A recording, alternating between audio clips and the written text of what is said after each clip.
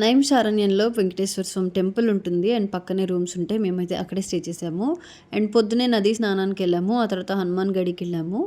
And ఈ temple చాలా బాగుంటుంది అండ్ హనుమాన్ విగ్రహం కూడా చాలా పెద్దది. అండ్ ఒక భుజం మీద అయితే రాముడు, ఇంకో భుజం మీద లక్ష్మణుడు ఉంటారు.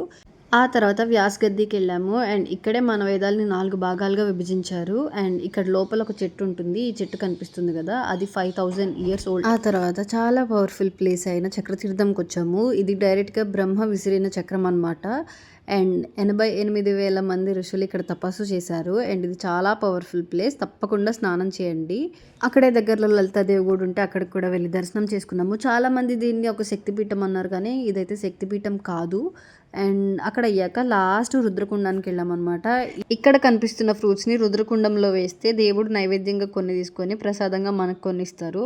సో ఈ ప్లేట్ ఫుల్ ఆఫ్ ఫ్రూట్స్ ఇస్తారనమాట. మేబీ 50 ఆర్ 60 రూపీస్ ఉంటుంది.